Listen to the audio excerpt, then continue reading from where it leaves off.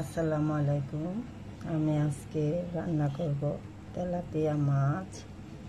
এখানে দুটা মাছ আর একটা মাথা নিয়েছি। এটা আমি এখন লবণ আর হলুদ দিয়ে মেখে নিব। আর এই মাছটা আমি কিভাবে রান্না করব আলু আর বেগুন দিয়ে, আমার মতো আমি কিভাবে রান্না করি সেটাই আপনাদের সাথে শেয়ার করছি। এখন আমি হলুদ আর লবণ মাছে মেখে নিব। দিয়ে দিলাম লবণ আর দিয়ে দিলাম হলুদের গুঁড়ো। এটা দিয়ে ভালো করে মাছটা মেখে নেব। দেখুন মেখে নিলাম। এখন আমি আলু আর বেগুনটার মধ্যেও একটু হলুদ আর লবণ দিয়ে মেখে নেব। আলু বেগুনটাও ভেজে নেব। যে আলু আর বেগুন হলুদ দিয়ে দিলাম। আর আলুটা এরকম চ্যাপটা চ্যাপটা করে কেটে নিয়েছি। এটা হচ্ছে চিকন বেগুন। চিকন বেগুনটা দিয়ে রান্না করব। দিয়ে দিলাম লবণ। এখন আমি এটা ভালো করে মেখে নেব। মাখানো হয়ে গেছে। এখন আমি চুলায় চলে যাচ্ছি। দেখুন চুলায় আগেই একটা কড়াই বসিয়ে নিয়েছি। কড়াইটা খুবই কালো, কিন্তু এটা দিয়ে মাছ ভাজতে খুবই ভালো লাগে। তেলটাও দিয়ে দিয়েছি, তেলটা গরম হয়ে গেছে। এখন আমি মাছগুলো ভেজে নেব।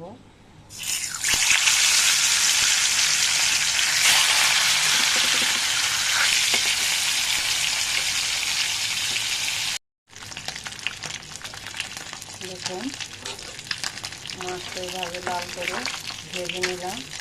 এখন আমি এভাবে সব মাছের মাথাটাও ভাজবো আর বেগুন আলুগুলো ভাজবো। মাছগুলো এখন উঠিয়ে নিব। এই যে আলু আর বেগুনগুলো ভাজা হয়ে গেছে। এখন আমি কড়াইতে, যে কড়াইটা রান্না করবো সেই কড়াইতে আগে একটু তেল দিয়ে দিয়েছি।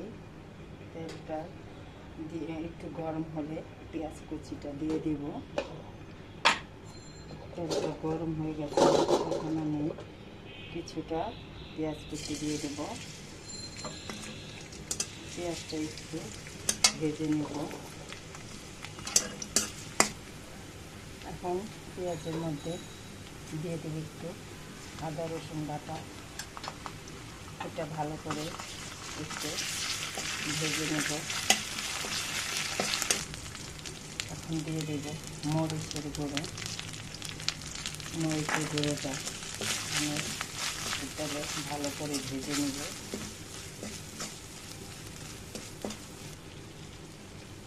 দিয়ে দেব হলুদের গুঁড়ো।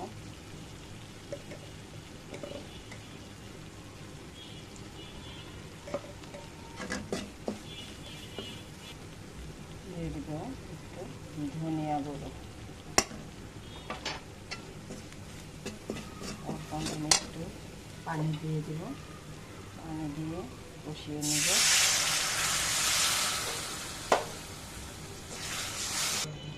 দিয়ে দেব স্বাদ মতন লবণ।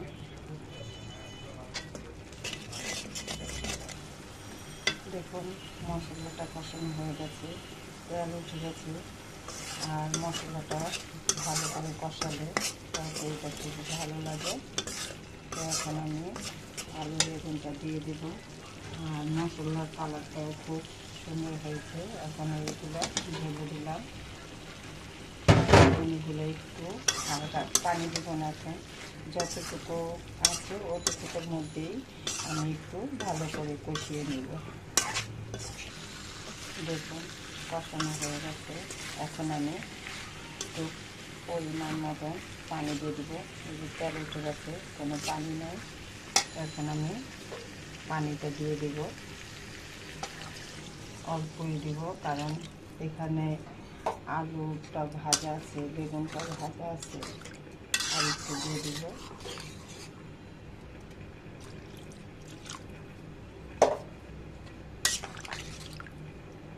পানিটা দিয়ে দিলাম। এখন আমি মাছটা দিয়ে দিব। মাছটা দিয়ে এখন ঢেকে রেখে দিব।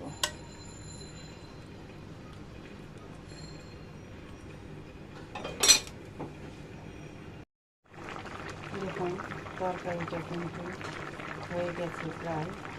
এখন আমি এখানে একটু দিয়ে দিব পেঁয়াজ, বেরেস্তা করে বেটে নিয়েছি, সেই পেঁয়াজ বাটাটা দিব। এটা দিলে কি একটু মানে আলাদাভাবে গ্রান আসে,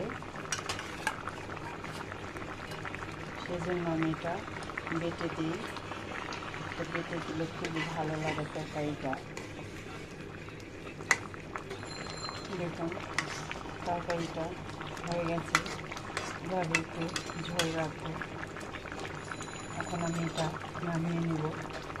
বন্ধুরা, যদি ভিডিওটা ভালো লাগে একটা লাইক, শেয়ার, কমেন্ট করে জানাবেন।